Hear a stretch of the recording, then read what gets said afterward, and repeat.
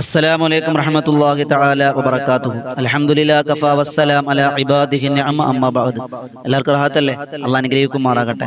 എൻ്റെ പ്രിയമുള്ളവരെ, അല്ലാഹു നമ്മുടെ ഒരുമിച്ച് കൊൾ സ്വീകരിക്കുമാറാകട്ടെ. നമുക്കറിയാം, ദുനിയാവിൽ അല്ലാഹു നമുക്ക് നൽകിയ അനുഗ്രഹങ്ങളിൽപ്പെട്ട ഒരു അനുഗ്രഹമാണ് കയറി കിടക്കാൻ ഒരു വീടെന്നുള്ളത്. വീട് ആഗ്രഹിക്കാത്ത മനുഷ്യരില്ല. ഒരു വീടിന് വേണ്ടി, ഒരു ഓലപ്പുരയ്ക്ക് വേണ്ടി ഓടി നടക്കുന്ന എത്രയോ സഹോദരങ്ങളെ നമുക്ക് കാണാം.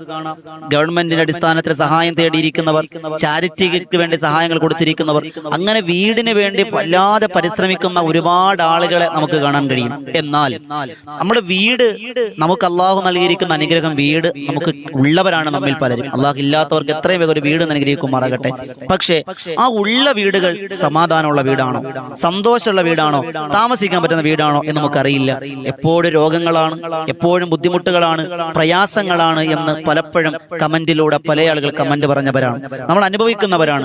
ഞാൻ ഹദീസ് പറഞ്ഞു തരാം. മഹാനായ അനസ് ബിൻ മാലിക് റളിയല്ലാഹു തആല ഉദ്ധരിക്കുന്ന ഹദീസ്, അല്ലാഹുവിന്റെ റസൂൽ സ്വല്ലല്ലാഹു അലൈഹി വസല്ലം തങ്ങളുടെ ഹദ്റത്തിലേക്ക് അനസ് തങ്ങൾ പറഞ്ഞു, നബിയെ, ഞങ്ങൾ വലിയൊരു കുടുംബമായിരുന്നു, ഞങ്ങൾ ആൾബലമുള്ള, അംഗബലമുള്ള ഒരു കുടുംബമായിരുന്നു.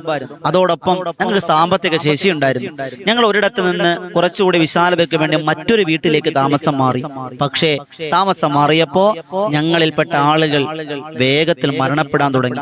അടിക്കടി മരണങ്ങൾ വന്നുകൊണ്ടിരിക്കുന്നു. അതുകൊണ്ട് ഞങ്ങളുടെ സമ്പത്തുകളെല്ലാം നശിച്ചു, കുടുംബവും നശിച്ചു. അള്ളാഹുവിന്റെ റസൂൽ സ്വല്ലല്ലാഹു അലൈഹി വസല്ലം തങ്ങൾ പറഞ്ഞു, ആ വീട് നിങ്ങൾ ഉപേക്ഷിക്കുക. ഈ ഒരു ഹദീസ് എടുത്ത് വെച്ചുകൊണ്ട് മഹാരഥന്മാർ പറയുന്നതായി കാണാം.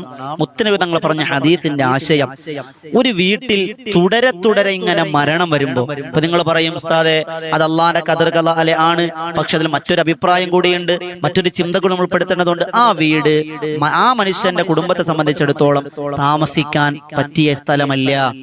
അവരുടെ ജീവിതവുമായി ബന്ധപ്പെട്ട് അവിടെ പൈശാചിക ഉപദ്രവങ്ങളുള്ള, ബുദ്ധിമുട്ടുള്ള, പ്രയാസങ്ങളുടെ വീടാണ്. അതുകൊണ്ട് നബി തങ്ങൾ അനസ് ബിൻ മാലിക് തങ്ങളോട് പറഞ്ഞതുപോലെ, ആ വീട് നിങ്ങൾ ഉപേക്ഷിക്കണമെന്ന് പറഞ്ഞതുപോലെ, അടിക്കടി മരണമുണ്ടാകുന്ന ചില വീടുകൾ, രോഗങ്ങൾ മാറാത്ത വീടുകൾ, അത് താമസിക്കാൻ കൊള്ളാത്ത വീടാണെന്ന് നബിയുനാ റസൂലുള്ളാഹി സ്വല്ലല്ലാഹു അലൈഹി വസല്ലം. പക്ഷേ ഇത് കേൾക്കുമ്പോൾ ചില ഉമ്മമാർ ചിന്തിക്കുക, അല്ലാഹുവേ, ഉസ്താദെ, കടവും ഇടവും മേടിച്ചിട്ടാണ് വീട് വെച്ചത്, പിന്നെ എങ്ങനെയാ ഇനി വീട് വിൽക്കുക? ഇനി വിറ്റാൽ എങ്ങനെയാണ് വില കിട്ടുവോ? ഇനി വിറ്റാൽ പൈസ കിട്ടുവോ? വേറെ വീട് കിട്ടുവോ? അപ്പൊ എന്ത് വേണം? അതിന് സൊല്യൂഷൻ ഉണ്ടാവും. വിൽക്കാൻ തീരെ നിർവാഹമില്ല. ഇപ്പൊ കുടുംബത്തിൽ താമസിക്കാണ്, ഈ വീട് വിൽക്കാൻ പറ്റൂല, അല്ലെങ്കിൽ വേറെ നിർവാഹങ്ങളൊന്നുമില്ല, നാട്ടുകാരെ സഹായിച്ച് കിട്ടിയ വീടാണ്, പഞ്ചായത്തിൽ നിന്ന് കിട്ടിയ വീടാണ്, ഇനി ഇത് എങ്ങനെ മുന്നോട്ട് കൊണ്ടുപോകാം എന്ന് ചിന്തിക്കുന്നവർക്ക് പരിഹാരമുണ്ട്. മാറാൻ കഴിയുമെങ്കിൽ മാറാം, ഇനി അതിന് കഴിയില്ല എങ്കിൽ, എന്റെ പ്രിയമുള്ളവരെ, പരിശുദ്ധമായ മുത്തനബി സല്ലല്ലാഹു അലൈഹി വസല്ലം തങ്ങൾ പറഞ്ഞ ആ പൈശാചിക ഉപദ്രവങ്ങളെ വലിച്ചെറിയാൻ കഴിഞ്ഞ് വീട് സമാധാന ചിത്തതയോടെ കൊണ്ടുവരാൻ കഴിയുന്ന ചില വഴികളുണ്ട്. അതായത് മറ്റൊരു ഓപ്ഷൻ ഇല്ലെങ്കിലല്ലേ അവസാനം വഴി ചിന്തിക്കേണ്ടതുള്ളൂ.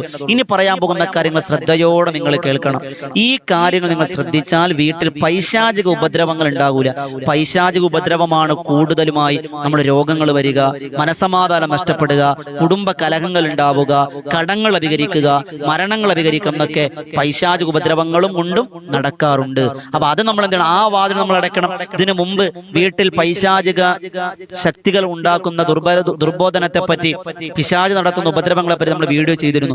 വീട്ടിൽ ശ്രദ്ധിക്കാനുള്ള കാര്യങ്ങൾ, പിശാചിരിക്കുന്ന സ്ഥലങ്ങൾ, അതിൽ രക്ഷപ്പെടാനുള്ള കാര്യങ്ങളൊക്കെ നമ്മൾ പറഞ്ഞിരുന്നു. എന്നാൽ അതിലേക്കൊന്നും കിടക്കുന്നില്ല. ഇന്ന് നമ്മൾ ചർച്ച ചെയ്യുക ആ വീടിന്റെ അകത്തെക്കുറിച്ച്. നമ്മൾ കഴിഞ്ഞ ദിവസം ഒരു വീഡിയോയിൽ പറഞ്ഞു. ഇന്ന് നമ്മൾ പുറത്തുള്ള കാര്യത്തെ പറ്റി ചർച്ചയാണ്. നമുക്കറിയാം, നമ്മുടെ വീടിന്റെ പരിസരം നമ്മളെപ്പോഴും നല്ല പച്ചപ്പ് ആഗ്രഹിക്കുന്നവരാണ്, അല്ലേ? മരങ്ങളൊക്കെ വെച്ച് പിടിപ്പിച്ച് തണലിന് വേണ്ടി നമ്മളെപ്പോഴും മരങ്ങളെ വെച്ച് പിടിപ്പിക്കാറുണ്ട്. എന്നാൽ ചില മരങ്ങൾ അത് ശപിക്കപ്പെട്ടവനായ പിശാചിന്റെ വാസസ്ഥലമാണ് എന്ന് മഹത്തുക്കൾ പറഞ്ഞ ചില മരങ്ങളുണ്ട്. ഇത് പറയുമ്പോൾ മരങ്ങളെ ഏതൊക്കെയാണെന്ന് അറിയണ്ടേ? മഹാരഥന്മാർ പറയുന്നു, ഇസ്ലാമിക വാസ്തുശാസ്ത്രം എന്ന് പറയുന്നത് പോലെ വാസ്തുശാസ്ത്രജ്ഞന്മാർ, അല്ലെങ്കിൽ ഇസ്ലാമിക തലത്തിൽ നമ്മുടെ വീടുമായി ബന്ധപ്പെട്ട് അടുക്കുന്ന ഉസ്താദുമാർ അല്ലെങ്കിൽ മഹാരഥന്മാർ രേഖപ്പെടുത്തി വെക്കുന്നു, മരങ്ങൾ 5 തരം. ആരോട് നോക്കാം? മരങ്ങൾ 5 തരം. ആരോട് ചോദിച്ചാൽ പറഞ്ഞു തരും. ഏത് വാസ്തു നോക്കുന്നയാളാകട്ടെ, അല്ലെങ്കിൽ അറിയാവുന്ന ആളുടെ, മരങ്ങൾ 5 തരമാണ്. ഏതാണ് 5 തരങ്ങൾ? ഒന്നാമത്തേത് ബാഹിർ സാര. പേരുകൾ പഠിച്ചു വെച്ചോ. ബാഹിർ സാര എന്ന് പറഞ്ഞാൽ പുറം തോട് ഉറപ്പുള്ളത്. പുറം തോട് ഉറപ്പുണ്ട്, പക്ഷെ അകത്തേക്ക് വലിയ ഉറപ്പില്ല എന്ന് പറഞ്ഞാൽ തെങ്ങ്, അതുപോലെ പന എന്നുപോലെയുള്ളത്, അല്ലെ? തെങ്ങിന്റെ തടിയുടെ അകത്തേക്ക് ചെറിയ നാരുകളാണ്, പക്ഷെ പുറമെ വലിയ കട്ടിയുള്ള തോലുകളാണ്, അല്ലെ? അതുകൊണ്ട് പുറം തോട് ഉറപ്പുള്ളതിനാണ് ബാഹിർ സാര എന്ന് പറയുക, ഒന്നാമത്തെ വിഭാഗം. രണ്ടാമത്തത് അന്തർസാര എന്ന് പറഞ്ഞാൽ ഉൾഭാഗം നല്ല കാതലാണ്. ഉൾഭാഗം കാതലുള്ള പ്ലാവ്, അതുപോലെ മാവ്, മാവ് അല്ലെ, അതുപോലെയുള്ള മരങ്ങൾ. ഉൾഭാഗം കാതലുള്ള മരങ്ങൾക്ക് എന്തെന്ന് പറയും? അന്തർസാര എന്ന് പറയും. ഇനി സർവസാര, മൂന്നാമത്തെ മരം സർവസാരയാണ് എന്ന് പറഞ്ഞാൽ മുഴുവനും കാതലുള്ളത്, മുഴുവനും കാതലുണ്ട്. അകവും കാതലാണ്, പുറവും കാതലാണ്. പുളിമരം, അതുപോലെ തേക്കിന്റെ മരം, ഇതെല്ലാം അകവും പുറവും കാതലുള്ള മരങ്ങളാണ്. നാലാമത്തത് നിസ്സാര എന്ന് പറയുന്ന മരങ്ങളാണ്. ആ വിഭാഗം ഏതാണ്? കാതല് തീരെയില്ല. മുരിങ്ങ, മരിച്ചീനി, അതുപോലെയുള്ള കാതല് തീരെയില്ലാത്ത മരങ്ങൾ നാലാമത്തെ കാറ്റഗറി നിസ്സാര.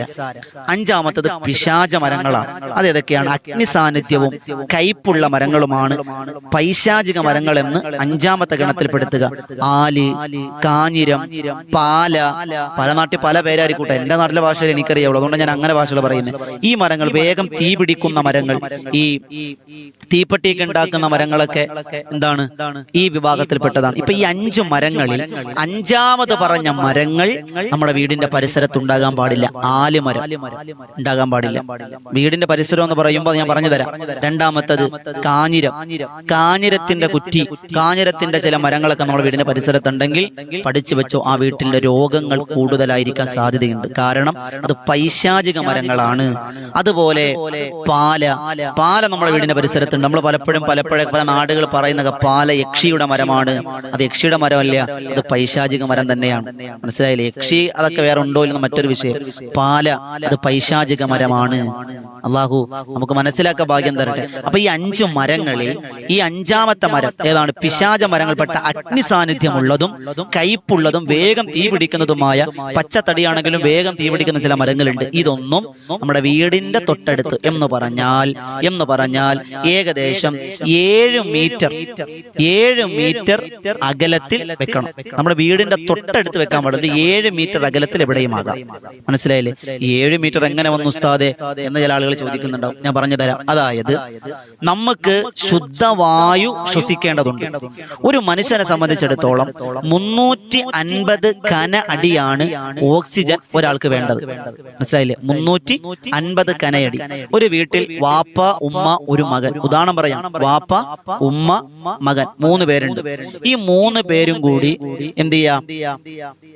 3 പേർക്കും കൂടി ഒരു ദിവസം ശ്വസിക്കാൻ ഓക്സിജൻ ഏകദേശം 1050 ഘന അടി. 8 മണിക്കൂറത്തേക്ക് 1050 ഘന അടി ഓക്സിജൻ ആവശ്യമാണ്. എന്നാൽ ചെറിയ ഇലകളുള്ള മരങ്ങൾ നമ്മുടെ വീടിന്റെ പരിസരത്ത് വെക്കാൻ പാടില്ല എന്ന് പറഞ്ഞ പുളിമരം, നെല്ലിമരം, ഇതൊക്കെ ചെറിയ ഇലകളുള്ള മരങ്ങളാണ്.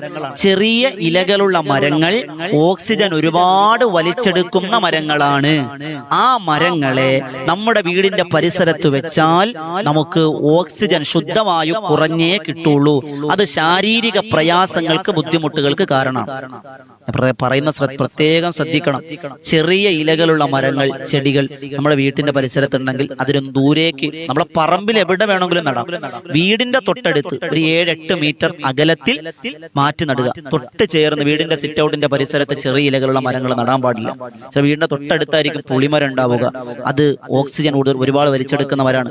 നമുക്ക് നല്ല ഓക്സിജൻ കിട്ടാതെ വരുമ്പോൾ നമുക്ക് ശാരീരിക പ്രയാസ രോഗങ്ങൾ വരും. നമ്മളുടെ പിശാചാണെന്ന് പറഞ്ഞിട്ട് കാര്യമില്ല, അതും കൂടി നമ്മൾ നോക്കണം. പക്ഷെ പൈശാചിക മരങ്ങളുണ്ട്. ഞാൻ നേരത്തെ സൂചിപ്പിച്ചതുപോലെ അഗ്നി സാന്നിധ്യമുള്ളതും കയ്പുള്ളതുമായ ഏത് മരമായാലും, കയ്പുള്ളതും അഗ്നി സാന്നിധ്യമുള്ള മരങ്ങൾ പൈശാചിക മരങ്ങളിൽ പെട്ടതാണ്. അത് എന്താ? വീടിന്റെ പരിസരത്ത് ഉണ്ടാക്കാൻ പാടില്ല. അപ്പൊ ചില ആളുകൾ പറയുസ്താതെ വീടിന്റെ പരിസരത്ത്, വീടിന്റെ തൊട്ടടുത്ത് മുരിങ്ങ എന്നല്ലേ പറയാം, മുരിങ്ങക്കായ്, ആ മുരിങ്ങയുടെ മരം, കമ്പ് വീടിന്റെ മുന്നിൽ വരാൻ പാടില്ല എന്ന് പറയുന്നുണ്ടല്ലോ. എന്തെങ്കിലും വസ്തു ഉണ്ടോ? ഉണ്ട്. അത് വെക്കാൻ പാടില്ല. എന്താണ് കാരണം? അത് നമ്മൾ ഏത് ഗണത്തിലാ പെടുത്തിയത്? ആ മുരിങ്ങയെ നമ്മൾ ഉൾപ്പെടുത്തിയിരിക്കുന്ന നിസ്സാര ഗണത്തിലാണ്. എന്ന് പറഞ്ഞാൽ ഉറപ്പില്ലാത്ത മരമാണ്. അത് ഏത് സമയത്തും കാറ്റടിച്ചാൽ ഒടിഞ്ഞു വീഴും. അത് വീടിന്റെ മുകളിലേക്ക് ഒടിഞ്ഞു വീണാൽ നാശനഷ്ടങ്ങൾ ഉണ്ടാകാൻ സാധ്യതയുണ്ട്. അതുകൊണ്ട് ഉറപ്പില്ലാത്ത നിസ്സാര മരങ്ങൾ വീടിന്റെ മുന്നിൽ പാടില്ല. അല്ലാതെ ശാസ്ത്രീയ വശങ്ങളൊന്നുമില്ല. ഇതാണ് അതിന്റെ പ്രത്യേകത. പറഞ്ഞു മനസ്സിലായ? അപ്പൊ അതുകൊണ്ട് എന്റെ പ്രിയമുള്ള സഹോദരങ്ങളെ, അതുപോലെ നമ്മുടെ വീടിന്റെ പരിസരങ്ങളിൽ ഈ ചെറിയ ഇലകളുള്ള, തൊട്ട് ചേർന്ന ചെറിയ ഇലകളുള്ള ചെടികളും മരങ്ങളും, ചെറിയ ഇല എന്ന് പറഞ്ഞാൽ ഇപ്പൊ എന്താ? പുളിയില പുളിയുടെ ഇലകൾ കണ്ടിട്ടില്ല, ചെറിയ ഇലയിലെ അതുപോലെയുള്ള ചെറിയ ഇലകളുള്ള മരങ്ങൾ, ചെടികൾ നമ്മുടെ വീടിന്റെ പരിസരത്ത് മാറ്റൽ ശാരീരിക ആഫിയത്തിന് വലിയ ഉപകാരപ്രദമാകും. അതൊന്നും. രണ്ട്, വീടിന്റെ പരിസരത്ത് കാഞ്ഞിരം, അതുപോലെ ആലി, പാല തുടങ്ങിയുള്ള പൈശാചിക മരങ്ങൾ വേഗം തീപിടിക്കുന്നതും അതുപോലെ കയ്പുള്ളതുമായ മരങ്ങൾ മാറ്റൽ പൈശാചിക ഉപദ്രവങ്ങൾ തടയാൻ ഒരു വലിയ കാരണമാണ് എന്ന് മഹാരഥന്മാർ രേഖപ്പെടുത്തി വെക്കുന്നതായി നമുക്ക് കാണാം. അപ്പൊ അതുകൊണ്ട് തന്നെ നമ്മുടെ വീട് പൈശാചിക ഉപദ്രവങ്ങളെ തൊട്ട് കാവലിടും. പുറത്ത്, അകത്ത് നമ്മൾ ഖുർആൻ ഓതണം, നമസ്കരിക്കണം, സുന്നത്ത് നിസ്കാരങ്ങൾ വീട്ടിൽ നിസ്കരിക്കണം. ഇതൊക്കെ നമ്മൾ ചെയ്യണമെന്ന് കഴിഞ്ഞൊരു വീഡിയോയിൽ പഠിച്ചു. ഇനി നമ്മൾ പുറത്തുള്ള കാര്യമാണ്. അതുപോലെ വീടിന്റെ 4 വശവും എപ്പോഴും വൃത്തിയായിരിക്കണം. ദുർഗന്ധങ്ങൾ വരാൻ പാടില്ല. നമ്മൾ വേസ്റ്റ് കൊണ്ടുചെന്ന് വീടിന്റെ ഒരു മൂലയിലും കൂട്ടുക പാടില്ല. ദുർഗന്ധങ്ങളുള്ളിടത്ത് ഇബിലീസ് കടന്നു വരും. ഇബിലീസ് കടന്നു വന്നാൽ രോഗങ്ങൾ ഉണ്ടാകും. രോഗങ്ങൾ വന്നാൽ ചികിത്സിക്കേണ്ടി വരും. ചികിത്സിച്ച പൈസ പോകും. പൈസ പോയ അവസാനം പൈസയില്ല, ആളുകളുമില്ല. ഇതെല്ലാം തുടക്കം നമ്മൾ ഏതൊരു കാര്യത്തിനെ ഉറവിടം കണ്ടെത്തി ചികിത്സിക്കണം. മനസ്സിലായ? ഒരു രോഗത്തിന്റെ ഉറവിടം കണ്ടെത്തി ചികിത്സിച്ചാലേ പിന്നീട് അത് വരാതിരിക്കുള്ളൂ. അതുകൊണ്ട് തന്നെ പ്രിയമുള്ളവരെ, ഈ മരങ്ങൾ നമ്മുടെ വീടിന്റെ പരിസരത്തുണ്ടെങ്കിൽ ഇൻഷാ അല്ലാഹ് അത് ശ്രദ്ധിക്കുക. പുതുതായി വീട് വെക്കാൻ ആഗ്രഹിക്കുന്നവർ ഈ മരങ്ങളൊക്കെ ഉണ്ടോ എന്നൊന്ന് പരിശോധിക്കുക. അല്ലാഹു റബ്ബ് സുബ്ഹാനഹു വ തആല നല്ലത് പഠിക്കുവാനും നല്ലത് പകർത്തുവാനും തൗഫീക്ക് നൽകി അനുഗ്രഹിക്കുമാറാകട്ടെ. നമ്മുടെ വീടിന്റെ പരിസരത്ത് പൈശാചിക മരങ്ങൾ പറഞ്ഞില്ലേ, ഏതൊക്കെയാണ്? കാഞ്ഞിരം, ഈ ആര്യവേപ്പ്, അത് നമ്മുടെ വീടിന്റെ തൊട്ടടുത്ത് ഉണ്ടാകാൻ പാടില്ല. ഇതൊക്കെ മാറ്റി സ്ഥാപിക്കേണ്ടതാണ്. അല്ലാഹു സ്വീകരിക്കുമാറാകട്ടെ. അല്ലാഹു കബൂലാക്കി അനുഗ്രഹിക്കുമാറാകട്ടെ. അല്ലാഹു നല്ലത് പഠിക്കാനും പകർത്താനും തൗഫീക്ക് അനുഗ്രഹിക്കുമാറാകട്ടെ. ഈ ഉപകാരപ്രദമായ വീഡിയോ നിങ്ങൾ എല്ലാവരും ഇഷ്ടപ്പെട്ടു എന്ന് കരുതുന്നു. നിങ്ങൾ സബ്സ്ക്രൈബ് ചെയ്യുക. ഇഷ്ടപ്പെട്ടില്ലേ? ഇഷ്ടപ്പെട്ട എല്ലാവരും ഒന്ന് കമന്റ് ചെയ്ത് ഇൻഷാ അല്ലാഹ് അല്ലാഹു സ്വീകരിക്കുമാറാകട്ടെ. ഇതുപോലെയുള്ള ഉപകാരപ്രദമായ അറിവുകൾക്ക് നിങ്ങൾ വോയിസ് ഓഫ് ഷഫീഖ് ബദർ എന്ന ചാനൽ സബ്സ്ക്രൈബ് ചെയ്യണം. എല്ലാ ദിവസവും രാവിലെ ഇതുപോലെ ഒരു വീഡിയോ, വൈകുന്നേരം ഒരു സ്വലാത്തിന്റെ വീഡിയോ, ദിക്ർ ദുആയുടെ വീഡിയോ നിങ്ങളിലേക്ക് എത്തും. അതിനുവേണ്ടി ചാനൽ സബ്സ്ക്രൈബ് ചെയ്യുക. അതോടൊപ്പം വിനീത നേതൃത്വം കൊടുക്കുന്ന ബദറിൻ തീരം എന്ന ആത്മീയ മജ്ലിസ് എല്ലാ ദിവസവും രാത്രി 9 മണിക്ക് ബദറിൻ തീരം എന്ന യൂട്യൂബ് ചാനലിലൂടെ ആ മജ്ലിസ് നിങ്ങളിലേക്ക് എത്തുന്നുണ്ട്. മഹാരഥന്മാരുടെ ചരിത്രം ഇമ്പമാർന്ന മാപ്പിളപ്പാട്ടിലൂടെ അത്ഭുതകരമായ സംഭവങ്ങളിലൂടെ നിങ്ങൾക്ക് പാടി പറയുന്ന ഒരു മജ്ലിസാണ് അസ്മാഉൽ ഹുസ്നയും തിബ്ബു സ്വലാത്തും ചൊല്ലുന്ന മജ്ലിസ്. അതിലേക്ക് നിങ്ങൾ ക്ഷണിക്കുന്നു. ഒരുപാട് ആളുകൾ കമന്റിലൂടെ ദുആ വസിയത്ത് അറിയിച്ചിട്ടുണ്ട്. എല്ലാവർക്കും എല്ലാവിധ ഖൈറും ബറക്കത്തും അനുഗ്രഹിക്കുമാറാകട്ടെ. അല്ലാഹു സ്വീകരിക്കുന്ന ഒരു മജ്ലിസാക്കി അല്ലാഹു കബൂലാക്കി അനുഗ്രഹിക്കുമാറാകട്ടെ. വാഖിറു ദഅവാന അൽഹംദുലില്ലാഹി റബ്ബിൽ ആലമീൻ. ദുആ വസിയത്തോടെ അസ്സലാമു അലൈക്കും വറഹ്മത്തുള്ളാഹി തആല വബറകാതുഹു.